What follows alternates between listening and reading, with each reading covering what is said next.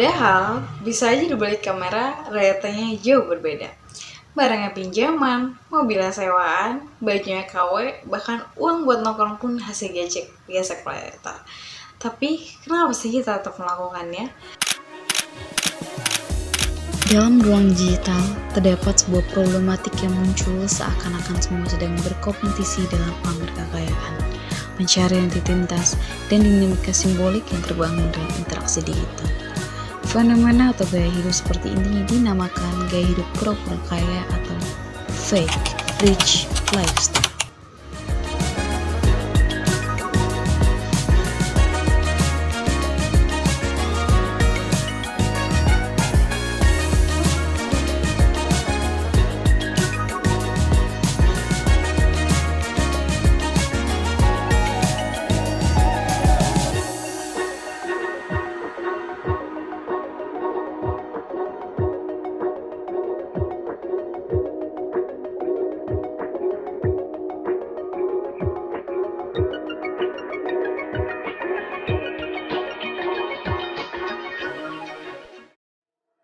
Assalamualaikum warahmatullahi wabarakatuh. Shalom, Om Swastiastu, Namo Buddhaya, Salam sejahtera dan salam kebajikan untuk kita semua. Perkenalkan, nama saya Muftiana Sarapasa.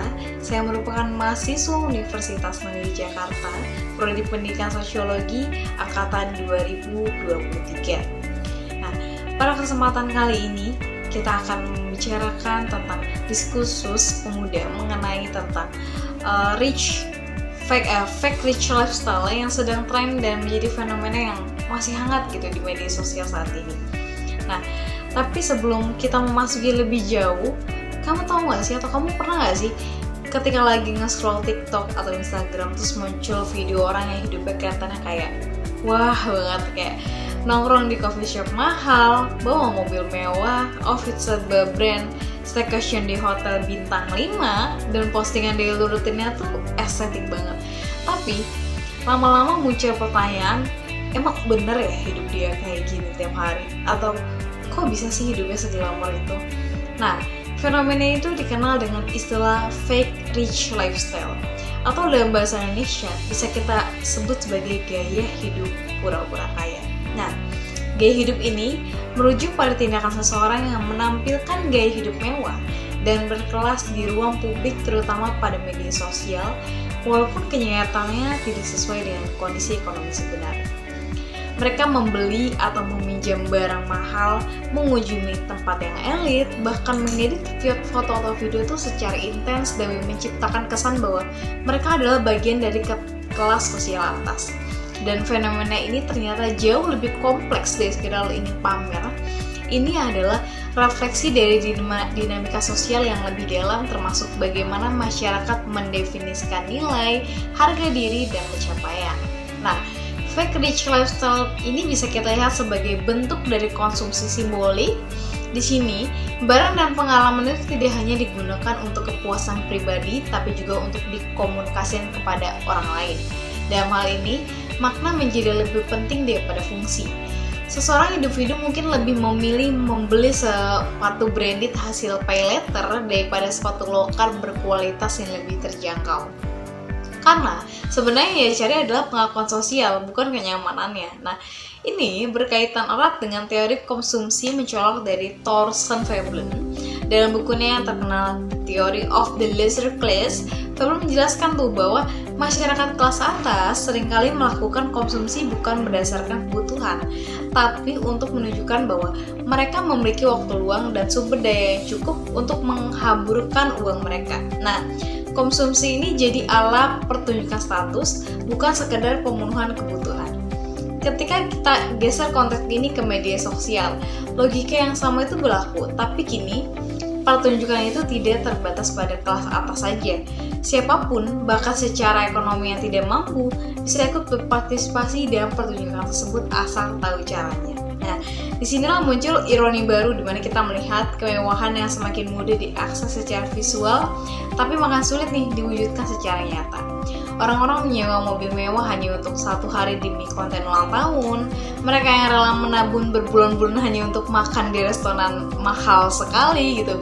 Lalu mengemas pengalaman itu agar terlihat sebagai suatu fenomena yang rutin. Nah, media sosial membuat kemewahan ini bisa dikurasi dan dikemas, dan pada titik tertentu perbedaan antara yang asli dan yang palsu itu menjadi kabur.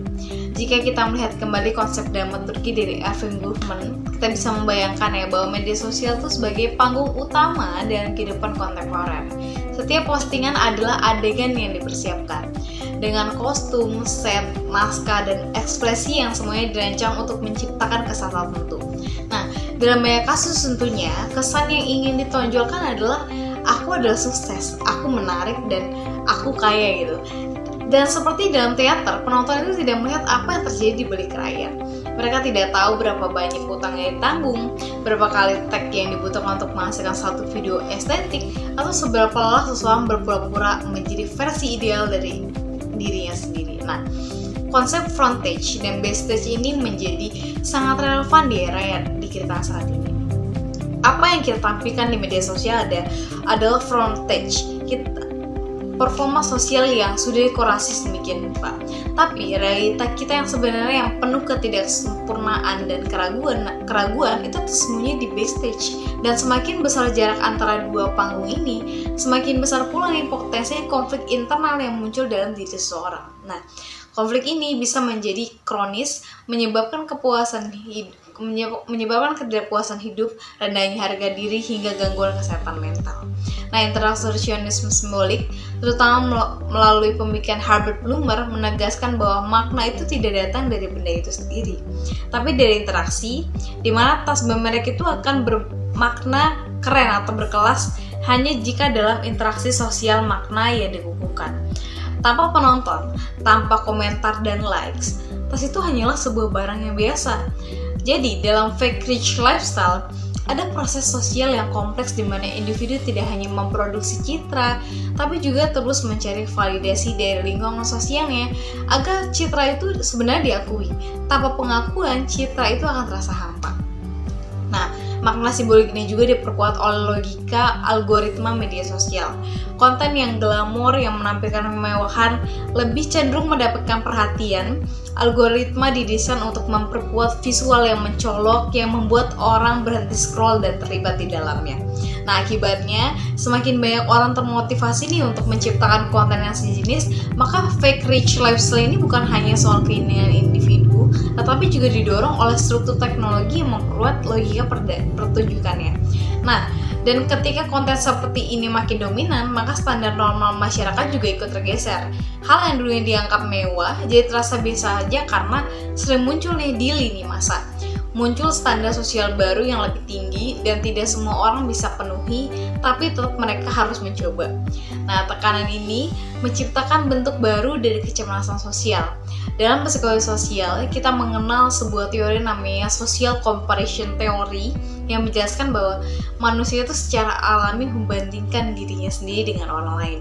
Masalahnya, di media sosial itu yang kita lihat bukan realitas, melainkan versi editan dari realitas. Ketika kita membandingkan hidup kita yang apa adanya dengan hidup orang yang lain yang sudah dipoles, tentu saja kita akan merasa kurang. Ini melahirkan kecemasan, rasa gagal, dan keinginan untuk menyelesaikan diri dengan standar palsu itu. Bahkan, dalam beberapa kasus nih, itu bisa memicu depresi, gangguan makan, hingga krisis identitas. Bagi banyak anak muda, media sosial itu bukan sebuah hanya tempat hiburan, tapi juga arena eksistensi. Identitas mereka dibentuk dan dipertaruhkan di sana.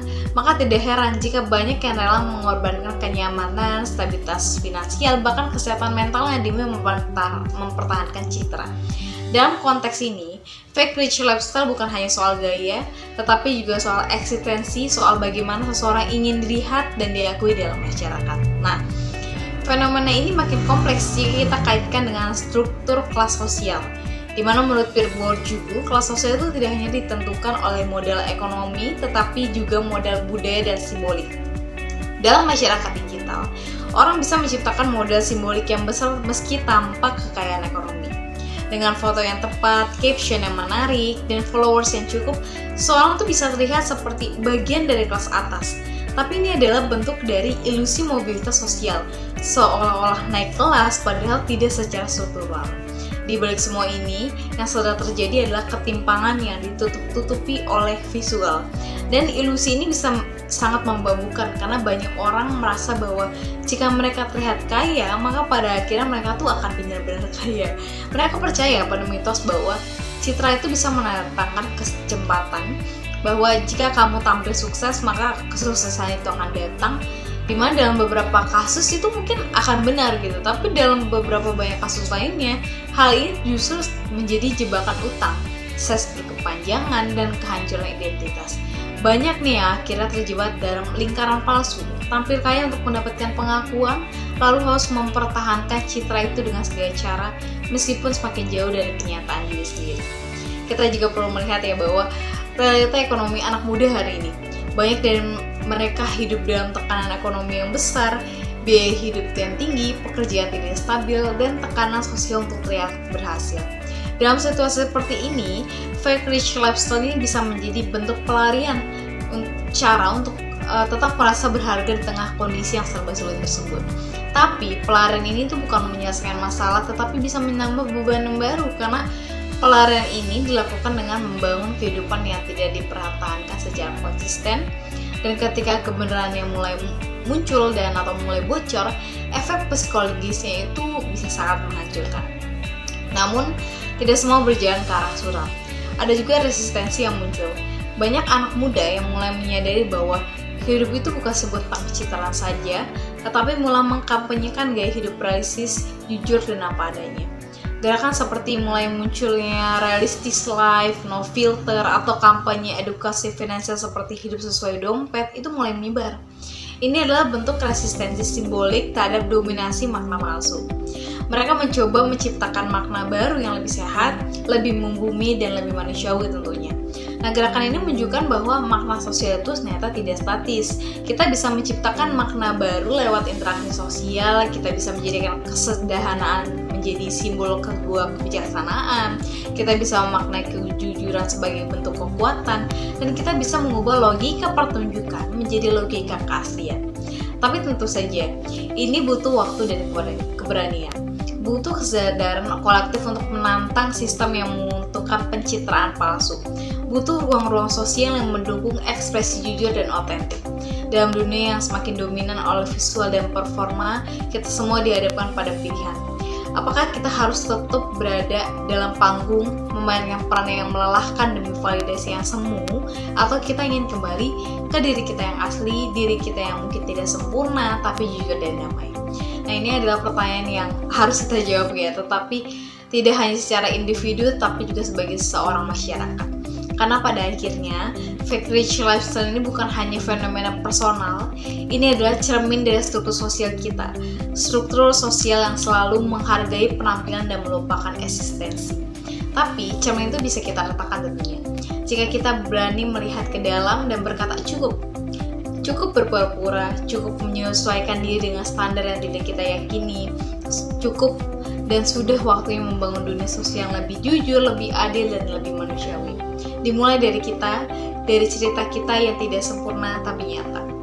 Dan kalau teman-teman semua lagi ngerasa minder karena kekuatan orang lain terlihat sempurna, stop dulu.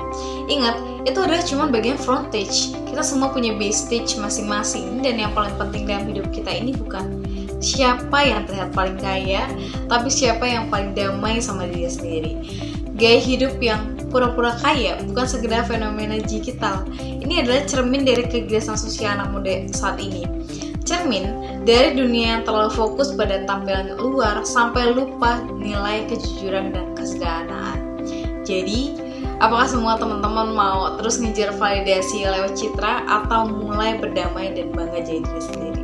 Nah, mungkin itulah analisis singkat dan penjelasan singkat saya mengenai fake rich lifestyle yang saat ini menjadi fenomena yang hangat yang ada di dalam kawasan kalangan anak muda saat ini. Mohon maaf jika penjelasan yang saya sampaikan ada kesalahan atau ada tutur kata dalam penyampaiannya. Saya Muftiana Sarapasa, pamit undur diri. Wassalamualaikum warahmatullahi wabarakatuh.